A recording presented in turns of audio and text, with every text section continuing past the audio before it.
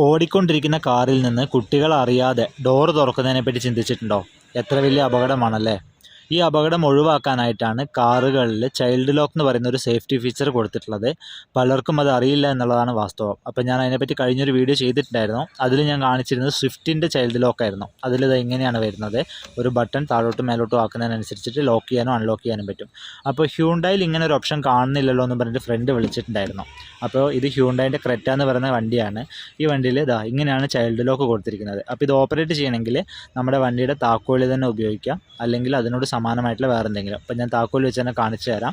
നമ്മുടെ താക്കോൽ ജസ്റ്റ് ഊരിയിട്ട് ഇതാ ഹോളിലേക്ക് ഇട്ട് ജസ്റ്റ് ഒന്ന് തിരിക്കേ വേണ്ടുള്ളൂ. താഴോട്ട് തിരിച്ചു കഴിഞ്ഞാൽ ലോക്കാവും, തിരിച്ചു കഴിഞ്ഞാൽ വീണ്ടും റിവേഴ്സിൽ തിരിച്ചു കഴിഞ്ഞാൽ അൺലോക്കാവും. ഇപ്പോൾ ലോക്കാണ്, അതുപോലെ ഇപ്പോൾ അൺലോക്കാണ്. ഇത്രയേ ഉള്ളൂ. അപ്പോൾ നമുക്ക് ലോക്കാക്കിയിട്ട് വണ്ടിയുടെ അകത്തുനിന്നൊന്ന് തുറന്നു നോക്കാം തുറക്കുന്നുണ്ടോയെന്ന്. ഇപ്പോൾ ചൈൽഡ് ലോക്ക് ഇട്ടിരിക്കുകയാണ് കേട്ടോ. ഇനി ഞാൻ വണ്ടീൻ്റെ അകത്ത് കയറിയിട്ട് അതേ ഡോറ് ഒന്ന് തുറക്കുകയാണ്. സെൻട്രൽ ലോക്കൊന്നും ആക്റ്റീവ് അല്ല, പക്ഷേ ഇവിടുന്ന് തുറന്നു കഴിഞ്ഞാൽ അകത്തുനിന്ന് ഈ വണ്ടി തുറക്കാൻ, ഈ ഡോർ തുറക്കാൻ പറ്റില്ല.